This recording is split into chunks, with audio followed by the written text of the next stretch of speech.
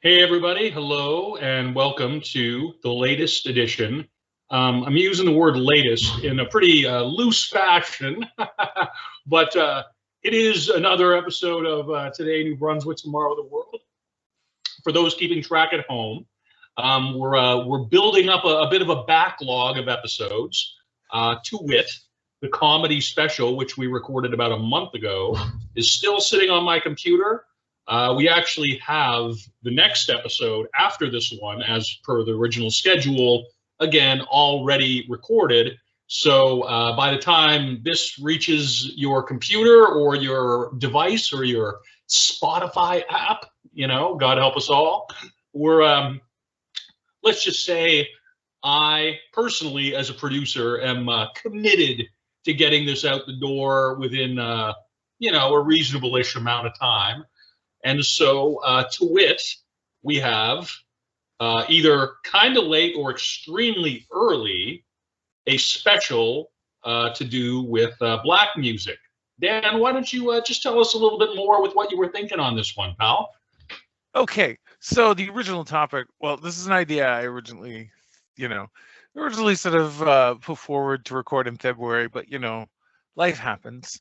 It And did. February being Black History Month, I figured, might as well just acknowledge a big influence a lot of black musicians have had on punk and hardcore and alternative music. And I know the band that always gets brought up is Bad Brains, and I figured, might as well look at some bands other than Bad Brains. And also, I wanted to say, if you ever get a chance, Chris Murdoch, musician here in Halifax, has done a really great sort of lecture presentation kind of thing called Black Dots. That's like a history of black musicians' influence on punk and hardcore that he's done at like the Every Secret Festival here in Halifax, and like he did at Pop Montreal, and just like a lot of other pretty high profile festivals. Chris is a super great dude. He's played in a bunch of awesome bands as well. I included his band Word on the Street in sort of the end notes for this episode as well. But yeah, anyways, I just wanted to say that if you ever get a chance to see Chris's Black Dots presentation, that's a really great one to check out. But anyways, so yeah, that was my idea for this show. The title I was just thinking of is More Than Bad Brains. So yeah. And that is awesome. And I think I can also safely say that we're both pretty big fans of the Bad Brains. So oh yeah, of course. No disrespect, HR. We offer this from a standpoint of full and total gratitude and respect. I don't know if this counts as respectful or not, but my AI background, for those who may be wondering, this is what Bing AI came up with for their image generator when I put in a starless night in Harlem, mid-90s.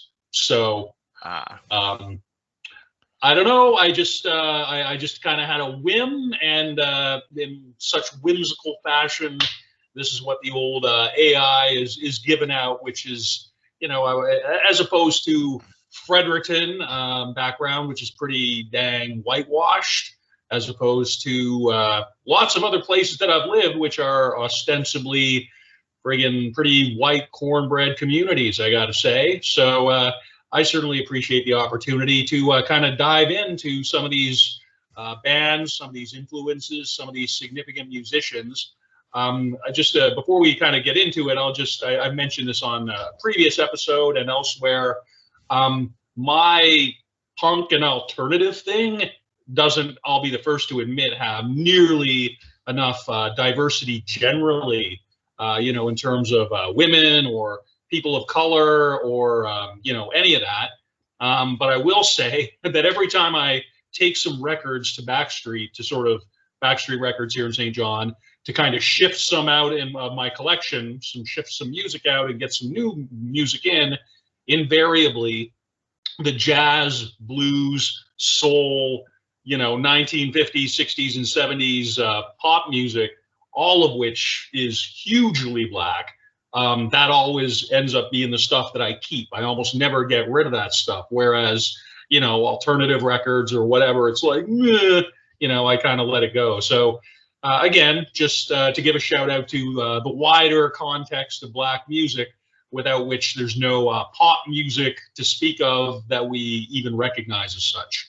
So why don't you get started with your first item, your first artist here, All right. Hal? I'll go Yeah. for my first pick is also the first one chronologically on my list. Okay. And that is a band that actually predates the quote unquote birth of punk. If you want to say like, a lot of people say like 1976 is the year that punk rock happened or whatever. But this is a band that predates that by a couple years, and that's Philadelphia's Pure Hell. They were kind of like, just like the wild, weird kind of like, just super, just stripped down rock and roll band that was going on in Philly when like the New York Dolls were happening in New York, and like that kind of thing originally, and like early Motorhead was happening over in England, and they kind of like met somewhere in the middle. But they all happen to be black as well. And yeah, I first heard of this band through a book that I've mentioned on the show previously. That's Nancy Barill's book, I'm Not Holding Your Coat, which is her like her writing about like booking shows in Philadelphia in the early 80s. And when she first moved there, sort of in like the late 70s, like that kind of thing. Like it was the dudes in this band, they were just kind of like they were like the old school scene dudes that were around that were like really welcoming to her when she first moved there. And yeah, like they eventually moved to New York, sort of towards the time that punk was really kicking off, and like they were part of like Sid Vicious and Nancy Spongeon's social circle when they were a thing. Like there's a song in there's like songs in their like unreleased albums that like reference like hanging out with them, like not as in like here's our celebrity murder friends, but just going, oh yeah, our friend with the weird eyes, like and yeah, it's pretty wild. And they eventually ended up being managed by a guy named Curtis Knight, who he was in Jimi Hendrix's old band, his sort of pre-experience band, and that was kind of his like kind of music cred claim to fame. And he ended up managing Pure Hell and taking them to England in the late 70s to try and like record an album. And they were like setting up shows with bands like the UK Subs, and like like they had Pure Hell had like a really kind of like fast and gritty sound a lot of the time, that was really it was kind of almost like proto hardcore. So like a lot of these like kind of like UK bands that were coming out after like the 77 wave, like they were really kind of like seemed like something that they kind of fit in with. But they had to follow it with their manager, who took the entire album they had just recorded, just abandoned the band in England. They ended up breaking up. All they ended up releasing while they were actually a band was like a single, like a 2-song single with like a cover of These Boots Are Made for Walking as the A side, and the B side, a song called No Rules. But they had a whole album recorded when they were living in England that eventually got released in like 2010 under the name Noise Addiction, which was basically like a full. They ended up putting out pretty much like every song the band recorded at that point. But like when they were still a band, they only put out the one single.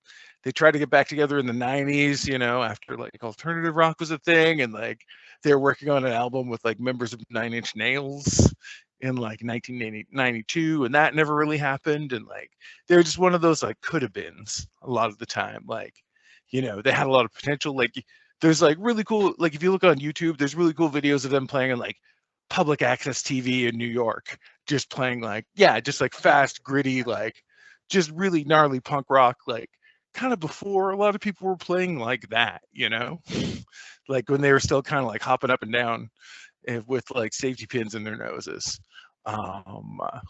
So it's pretty cool. Like Pure Hell were just kind of like a band that I feel like doesn't really get mentioned a lot. I know like Bad Brains mentioned them as an influence, and like like they were kind of like the first punk band to really sort of like start things off in Philly. But like outside of that, they don't really get enough love. So they were a band that I kind of wanted to mention as like the first pick on my list. Well, that sounds absolutely rad. I'm going to be just straight up and say this is my first time hearing of these guys, but in terms of the influences and the whole, what do you call it, underdog, unrecognized in their own prime kind of thing. I mean, that's all almost a bit of a typical story, not just amongst black artists and musicians, but I mean just generally within the genre. It's almost like those who are just a little bit too early just kind of fall, by the wayside, whether it's fair or not. I was going to save this for later, but actually, just in terms of having a similar kind of narrative arc, I guess what I'll put for my number one is a band called Death from Detroit. And I mean, if you just look at, again, like a proto-punk kind of sound, if you're talking just about like aggressive guitar-based music, you don't really have to go too much further. This is a band that I was not aware of actually until so just not that long ago, probably 10 years ago, I think is when that documentary came out. I don't know if you've seen that. Like I have called, actually. Yeah. Called Death. Yeah. And I think that was about a decade ago. Right. When it first came out, it was kind of, it got so popular. I think it may have played like, Sundance or some of these kind of indie film festivals. And just, I saw it on, it may have been Netflix or something else. And I was just really compelled because, I mean, this is four dudes, three of whom were brothers. So it's one of those kind of bands, working class, African-American family, Detroit. So we're talking post Motown, post Alice Cooper, for the mid kind of 70s in high school kind of thing. And just the sound of just young wild guys whose parents just let them, have a drum kit in the house. And again, didn't get any recognition. I can't even really speak to, their recording history or whatnot. But suffice it to say, the guitar player, was he was a school janitor, right? That's where he ended up over the course of his journey. And it wasn't until, I guess, the youth, the local youth within Detroit and thereabouts, there was an anecdote from the film where one of the nephews, one of the extended relations of one of the band members was at an early 20s kind of drug and alcohol party or whatever. Drug and alcohol party. And cassette came on with some of the recordings that had somehow been passed down over a couple of decades. And it was something that the young up and comer kids, the hip kids, discovered and kind of gave some ownership to. And it led to, in snowball kind of fashion, a bit of a, that documentary. I think they had somewhat of a reunion. I think that they've subsequently toured on that documentary since. I know for sure the band called Death, 6 or 7 song, 12-inch vinyl is something that I really enjoy and throw it on. It stands up. It stands up as well as anything else in my collection. And I'm really, it's an interesting story. The people to me who just kind of don't get kind of recognition in their prime, and then somehow through various machinations of the universe and social phenomena, they managed to kind of get some stuff out and kind of get some of the credit which was probably due to them, probably overdue to them some years ago. So band called Death, folks, do recommend it very much. And Dan, I guess I'll pass it over to you for your number 2. All right, my number 2 pick is one that actually, it's a band I've been a fan of for a really long time, honestly. They were one of my early, they definitely come from more like, I guess you say, the alternative rock world than say like straight up punk rock, even though they are signed to Fat Records right now. And that is Los Angeles's Fishbone. Right on. Yeah, who I mean, like at one point they had transcended into the level of like, you know, that band whose logo you just see random people have tattoos of, out at like, just like some bar show that you're at, or like, drawn on like that was like one of the logos that like I remember drawing on like my notebooks in like grade 9. Like that Awesome. kind of thing. Like I've been, they've been around for they started in like 1979 originally. They got their first record deal in 83. Their first big break, they had sort of a two-pronged breakout in 1987. That was when they really kind of like kicked off. Between they were featured in the movie Back to the Beach, starring Annette Funicello and Frankie Avalon, which is their big comeback to like, the plot of the movie is basically like Frankie and Annette go back to their old beach hangout from the 60s, and it's been taken over by gangs of punk rockers. And they try to chase them Awesome. away by being generally wholesome and into surfing and stuff. And there's a point where Annette Funicello is having a "How do you do, fellow teens" moment with what's her name? The John Stamos' girlfriend from Full Oh, yes. from The Full House. background man's name. Yes, exactly. Like her and a couple other youths, and ask them if they know how to do the Jamaica ska. And then all of a sudden, Fishbone kind of spring forth from the sand and start covering the Dragonaires song Jamaica Ska, which is like a really good like first wave kind of like type ska song, but it's Fishbone with Annette Funicello covering it in this pretty kitschy like teen movie. And then the same year they also ended up as the openers on the Beastie Boys License to Ill tour alongside Public Enemy, which was a pretty big deal at the time. Big deal is right. And yeah, like they were like one of the few black bands you would see on like the alternative show on Much Music or MTV or something like that. Even if it was like them doing like a metal cover of like a Curtis Mayfield song, or at the same time, like like they were like their influences were all kind of like it was a mix of like metal and funk. Like they were definitely in that kind of like slappity bass scene that like the Red Hot Chili Peppers came out of at a certain time. You know what I mean? Which I was a fan of.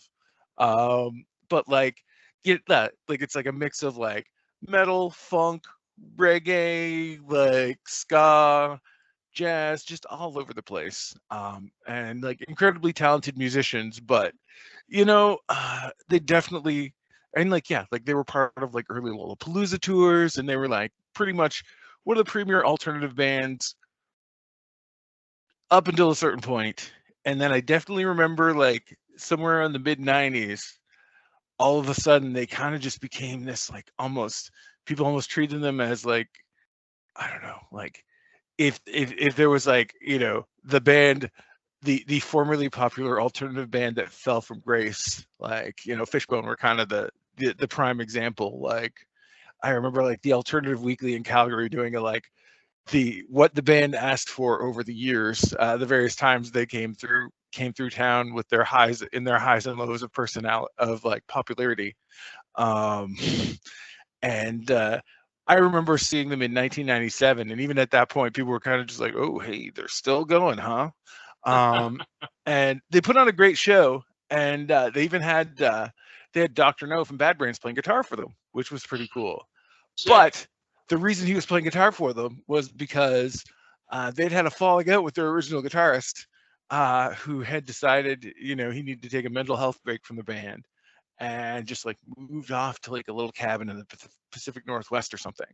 And thing is, the band's bass player had a bit of a falling out with the guitarist, and they had a little bit of a communication breakdown that led to the bassist thinking that the guitarist had been kidnapped and like taken away by a cult, and need to be rescued and deprogrammed, which led to the guitar player, who just needed some time off for mental health, for a mental health break, charging the bassist of the band with attempted kidnapping against himself. And it just became this whole thing. And like, when I saw them in 1997, their bus got towed. like outside the venue, and their giant yellow bus got towed, and like somebody stole like a bong from them or something, and they were really mad. And it was too bad because they were like a great band, at a time, and like they put on like a really good show that night, but like it just sort of they almost became this little joke. But at the same time, they're still around. They've for the most part reconciled. Like I'm pretty sure it's almost all original members at this point in the lineup that's still going and kind of doing that, like, the nostalgia punk circuit, I guess you could say. Like, they're signed to Fat Records. I know they do That like is punk rock. incredibly cool. I would not have Like necessarily. they play, but I mean they're like an iconic band, like, and like Angelo Moore, their singer, is just like one of the most charismatic like frontmen I think I've seen in any band ever.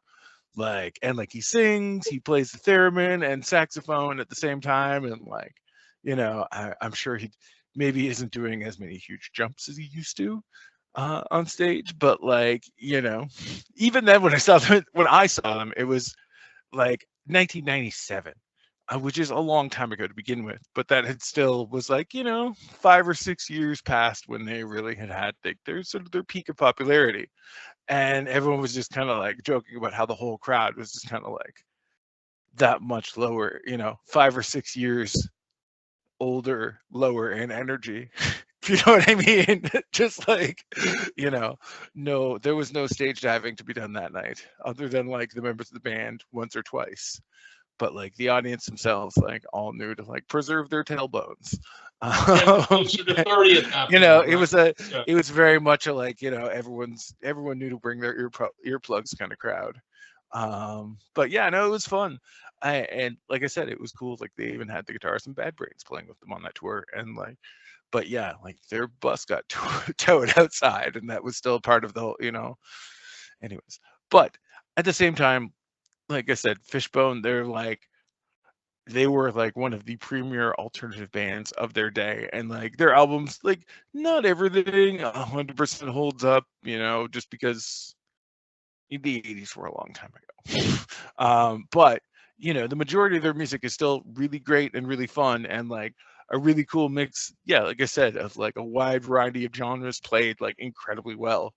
And yeah, just like one of my favorite bands for a long time. So I figured, just because they're one of the few black bands that was really like a huge part of alternative music in, the late 80s, early 90s, especially when that wasn't really something that was super common. Like, definitely have to like give them their recognition for sure. And I think that's awesome. Yeah, I mean, I saw, like the posters that are coming out now, even for the summer, punk, things that are going on. And for sure, I've seen Fishbone among, like in the smaller print on those posters where they have like 30 bands, but still, there's the logo, Yeah. They may still have that same yellow bus for all I know. Could well do. And I think I was going to speak to this band as a separate entity, but I think I don't really know enough about them to really do so. Well, I'll just say, since speaking of bands, speaking of black artists who were kind of in that whole alternative grunge kind of paradigm, it would be sort of negligent to have this show without mentioning Living Color. And really hard, tight guitar-based band, from what I can tell, more on the kind of blues side of it, in as much as, like just kind of bare, aggressive guitars without trying to be too complicated necessarily. Fantastic singer, who I don't recall his name just now, but I just remember being very, very taken with him and the band, seeing him on like the Much Music, the Wedge or whatever. You're gonna jump in there with something, bud? I was gonna say, you may have also seen their singer Corey Glover in the movie Platoon. Corey Glover, thank you. But no, I always like being a pro wrestling fan. Like Living Color, the song, there's one song in particular that is just like sonata. It brings out the feelings in a large percentage of wrestling fans. That being Cult of Personality, that is Yes. has been used as entrance music by CM Punk since like the early 2000 teen, like the late aughts, early 2000 teens. And it's just like, that is the song that, like, if it, and just seeing as he's an individual that people have a lot of strong feelings about in that genre. It's like, that's every time I hear Living Color, I just think, and yeah, just the shitstorm of discourse that can bring along sometimes, or the individual that heralds can bring sometimes. But anyways, yeah, Living Color were a band that I was also a fan of back in the day as well.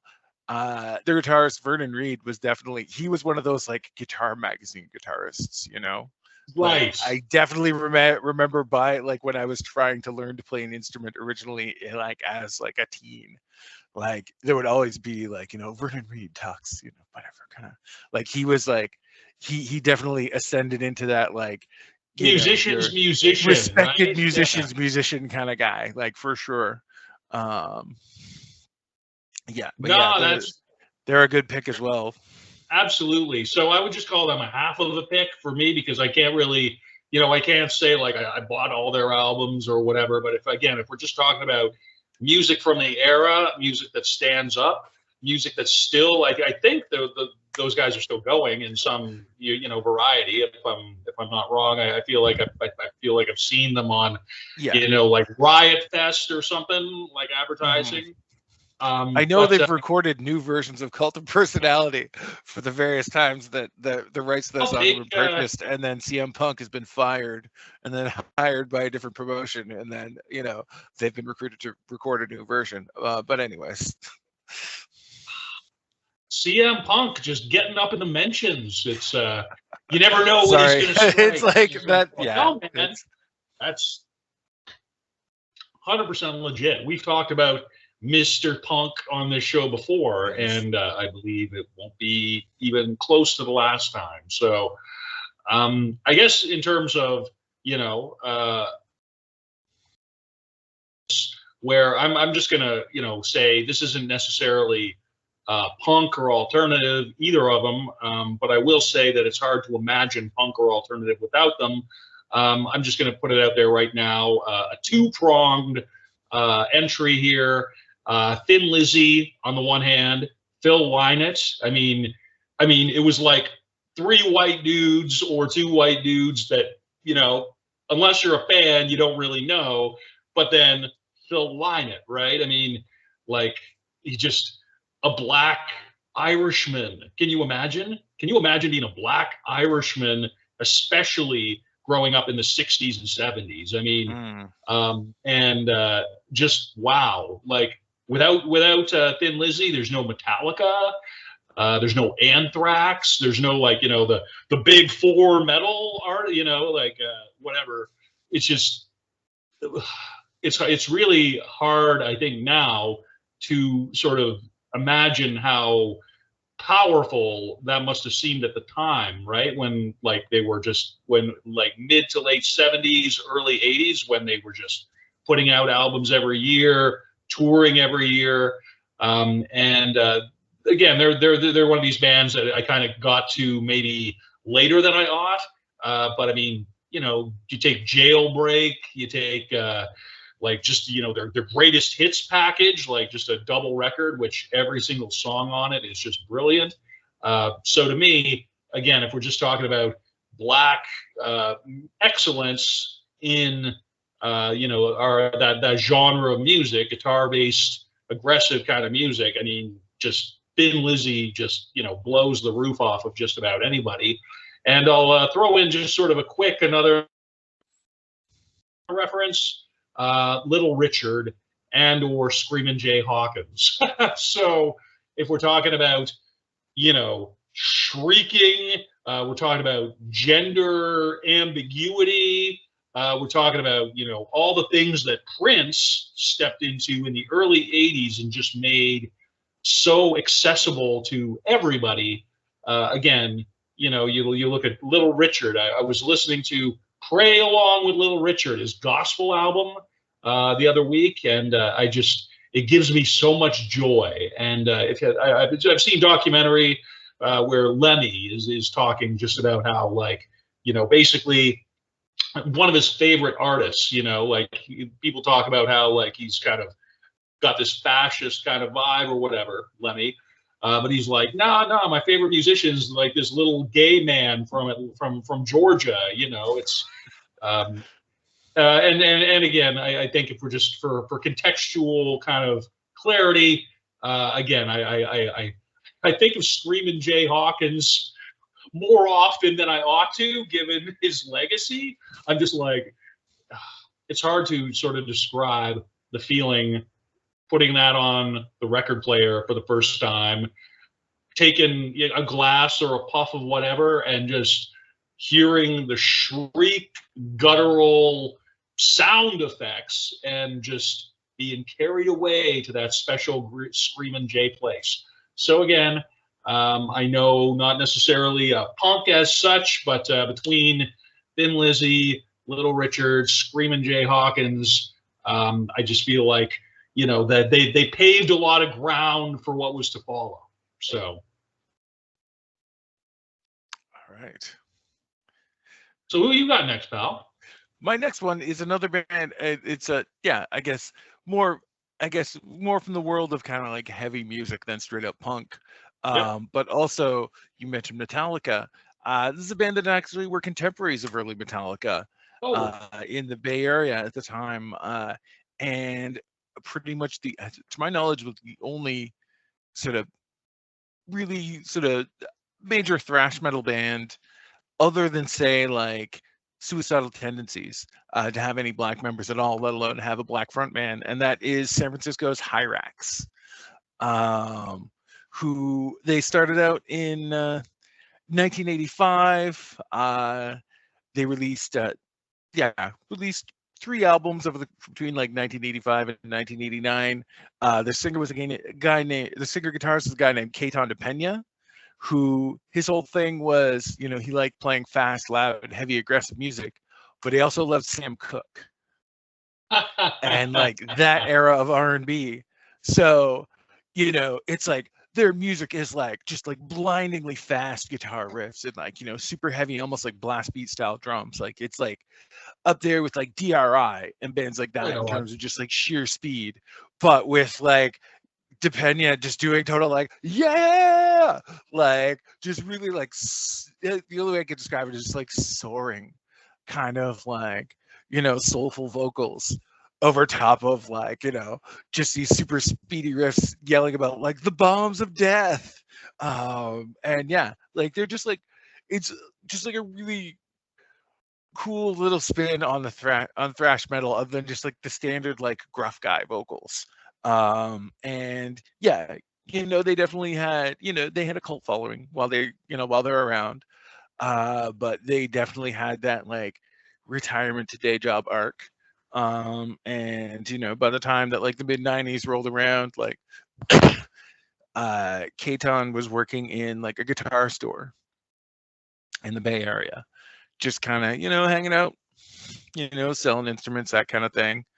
And around that time, a band from the Bay Area called Spaz, who had really kind of like become like the forefront of like the loud, fast, heavy kind of like hardcore punk adjacent.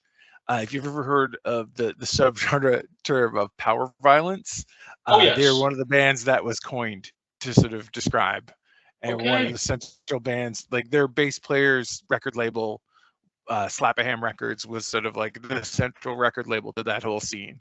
And their drummer always had himself listed in the credits as Hyrax Max, because they were one of his favorite bands. And then one day he just happened to walk into this guitar store and was talking to the guy working there, and found out it was this guy from the band Hyrax that he loved so much. And one of the things when Spaz was around was they had like split 7 inches with like just a ton of different bands, and it seemed like every week there was different split 7 inch with some other band.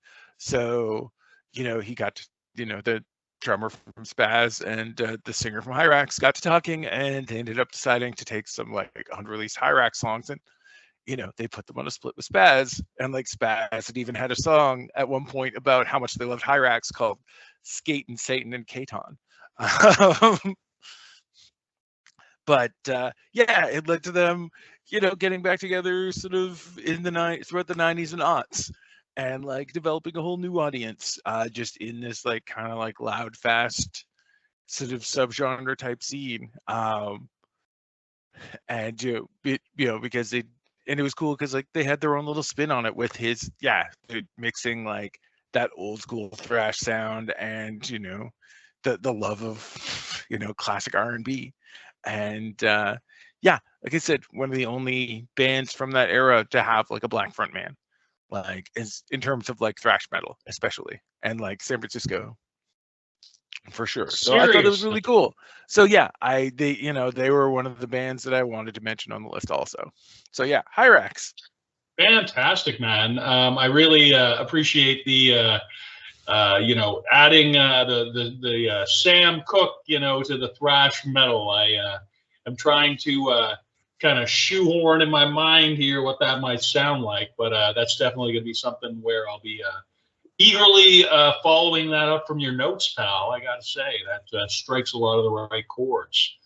I guess probably we're a bit early to be going maybe into the last ones, but I think for me, I gotta just say here that as far as like contemporary heavy punk kind of music, I really have to give a huge amount of credit and shouting out to Philadelphia's Soul Glow. I mean, I became aware of them. They had a record come out last year, or I think actually 2022. Diaspora Problems, and that was like a big deal, a major release. And I remember that 3 videos came out to support that release, and like they're worth checking out as videos. I mean, these are just 4 working class, pudgy, black, pissed off dudes. The drummer is white, white Jewish guy, Hasidic Jewish, I think, is how he kind of presents himself. But I mean, it's just, so it was one of those things where, okay, so this Epitaph release comes out, so where do I go from there? And really, without knowing much about the contemporary Philly scene, I mean, I went backwards. So there's this awesome 12-inch EP, Songs to Yeet at the Sun.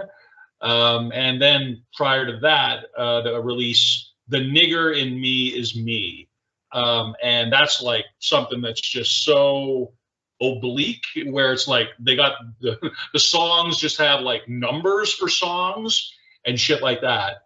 And I mean, you want to talk about cross genre stuff. I mean, like they're putting out heavy ass guitar, based music with deep, heavy grooves, but then like they list the bass player as like playing like like a Moog synthesizer or something. I mean, it's not that, that's what it is, but like they got like programmed bass elements. They got hip hop breakdowns. They got individuals from what I assume is the Philly hip hop and rap scenes coming on and doing guest verses. And I mean, this is a band where just strictly based on the musicianship, these dudes could have gone anywhere. They could have gone in any direction, and you go, okay, they're pushing the avant-garde in whatever kind of format. But the guitarist, he was just like, yeah, that when I was in high school, there weren't a lot of black kids who were like into the Blood Brothers. I'm like, fair enough, friend. You're talking about a guy who's citing the Blood Brothers. If you know the Blood Brothers at all, to me, there's like there's a lot of similarities with the just aggressive attacking vocal, the off-kilter drumming, the off-kilter guitars, angular riffs. but then also the ability to just groove the fuck out, slow things down, and then get some guest verses by some highly legit hip hop and rap artists. So, I mean, I'm just extremely excited for whatever they have next. They did end up firing their bass player due to kind of a personal abuse kind of scandal not that long after their Epitaph record came out. But they are still doing tours. They toured Europe over the past couple of years to support their last record, as well as select festivals in the States. So, I mean, they're still active. They're still doing stuff. I personally am just really excited. Anything this band does is just extremely interesting to me, and I just can't wait to see over the next little while, if they keep going, which I hope they will, what that even looks like. So yeah, Soul Glo from Philly, strong recommendation of contemporary hardcore punk, but then also into the other as well. All right. Yeah, I guess I figured I'd end mine with a couple of mentions of a couple of new bands, one of whom I've mentioned on here before. Another of whom, like, I don't know, it's one thing I really enjoy about like actually getting physical copies of bands releases is you get to see things like the thank you list, where they will mention other kind of like-minded individual bands. Yeah. And sometimes that can be like a cool little roadmap to discover a bunch of new music. And so I kind of wanted to highlight two younger bands that I guess are associated through events and stuff that they've helped put on. One from the East Coast and one from the West Coast. The band from the East Coast being Boston's Move, who are sometimes stylized. Like if you look for them on streaming, they're listed as Move BHC. BHC being for Boston Hardcore, because otherwise Move is a pretty generic thing, to try and search for. Though there is a method to being called Move, because the band is the name comes as a reference to the 1980s Philadelphia-based black nationalist group that was firebombed in the course of the police raiding their living space that the group had in Philadelphia in 1985. That was kind of a big scandal in the city. So yeah, the hardcore band from Boston took their name from that event. And yeah, they put out a couple of EPs in like 2021, 2022, and just last year released their first full-length album called Black Radical Love. And yeah, Move are like, Boston's a city that's got a reputation for like pretty rough and tough, like, you might get your nose broken kind of like hardcore, for lack of a better term, and Move are definitely like sonically, they are, right in there with that kind of scene. But lyrically, they definitely have like a lot more of a political bent.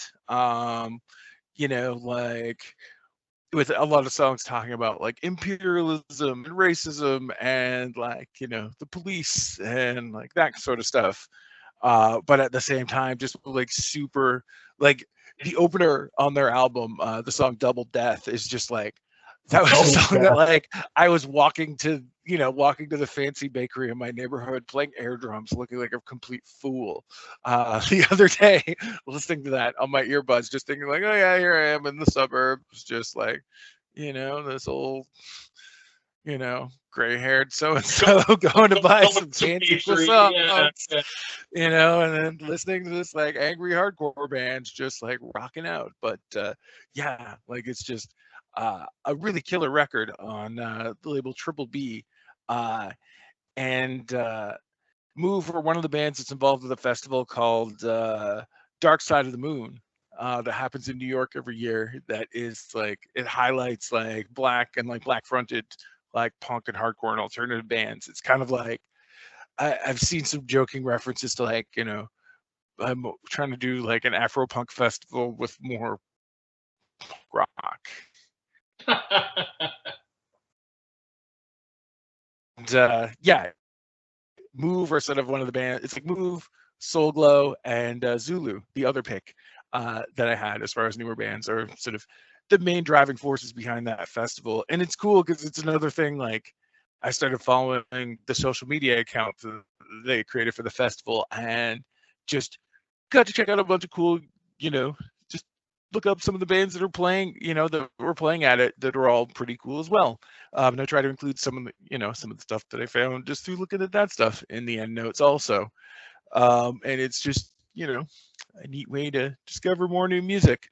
And yeah, Move's album, Black Radical Love, is just really good. Um, and it's cool. One thing I think is cool that they did, that Zulu also did, is they, they are featuring sort of guest, having like guest features by other members of like, black and like black fronted punk and hardcore bands as well. Like on the Move album, there's Aaron from the band Jesus Peace from Philadelphia, who are like a great, like kind of heavy, like metalcore band. And also Christine from Zulu also does vocals on it, on one of the songs. And I got it. And the singer for a band called Out of Body, who are more kind of like post-hardcore, like alternative rocky band, has like a feature as well. And yeah, it was just cool seeing like, hearing this like really awesome, heavy, angry hardcore band, with like good politics, and like, seeing them also like make a point of like featuring folks from other cool bands as well. And yeah, Zulu kind of did the same thing on their full length from last year, New Tomorrow, that I've talked about a bunch. I mean, yeah, I feel like I could just cut and paste what I've said from other shows on there. They're one of my favorite current bands, like right now. And yeah, I just thought they were another definitely mention on this show, just because they're a band that really seems to, they really try to like, like promote other like black heavy musicians, and seem to really be helping create like a whole new, more like, I think it's cool just the punk and hardcore scene is generally just seems to be a little more diverse than just like, I my tastes tend to run towards just the generic white dudes a lot of the time too. But I try to expand that. And yeah, like making a point of trying to check out a lot of these younger bands is a way to try, just expand my horizons a little bit in that regard, I guess you could say. Well, that's awesome, man. Okay, Dark Side of the Moon Festival. That's something which I am definitely going to follow up on. Again, like you say, the just following social media accounts, and I mean that's kind of, it's as close to good DIY word of mouth kind of stuff as you can get, right? Presently, that's just the equivalent, right? It's like, it's not just following an account that you think is cool. It's like, okay, who does this account even follow, right? Who does this cool account think are cool? I've never heard of. Who is it? What bands are this bands? But I'll give them a follow anyway, and have that occupy my feed, right? Choosing to diversify or expand what you're hearing vis-a-vis the social interwebs, right? So it's that's an easy way to find out about new stuff that's happening. I find even just like seeing like what bands other bands are playing with, like that's how, like I get into like Homefront, who, I've mentioned a bunch on other shows and that kind of thing. Yep. And like various other associated bands. But anyways, that was one thing. I just wanted to mention a couple newer bands as well that are also helping promote like, just like black punk and hardcore and heavy musicians in general. And again, that's awesome. And I think just before signing off, again, if I'm thinking, what would this show be incomplete? We talked about Spot legendary SST producer, legendary musician in his own right, passed away recently, like in the past year, I think.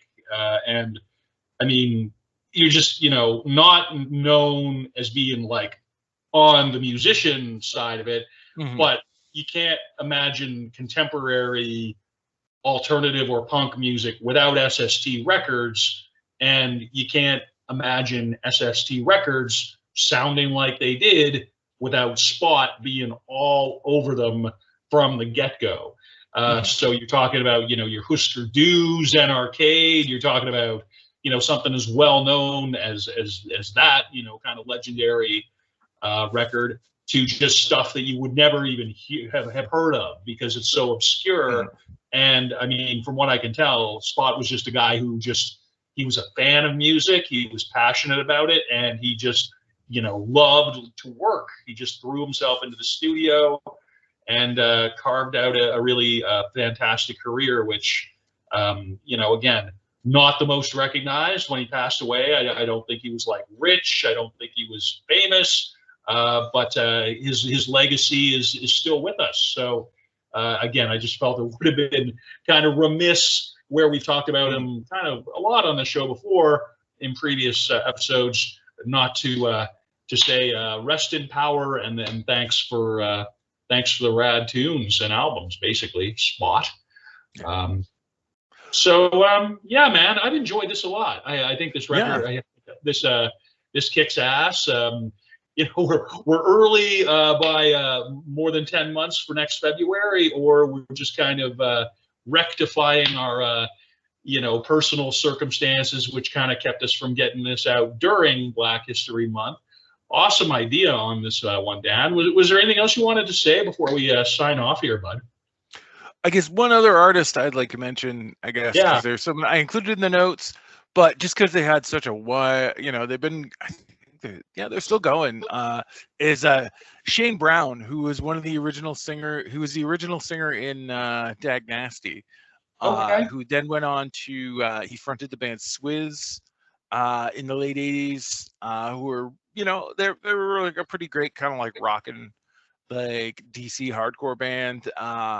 Also, I think he was also in Sweet Belly Freakdown, which was most of the same people as Swizz. And then later on, they had a band called Red Hair, Hair, H-A-R-E.